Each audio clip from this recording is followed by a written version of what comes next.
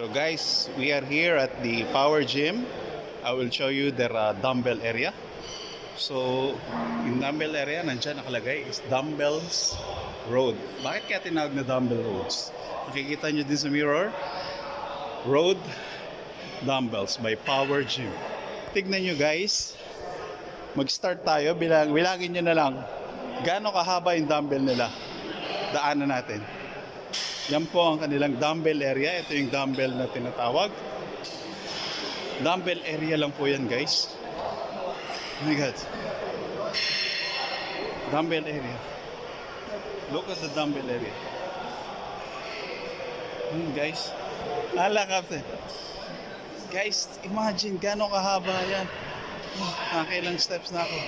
Hindi pa tapos ang dumbbell. Kaya tinawag siya na dumbbell roads. Guys, see?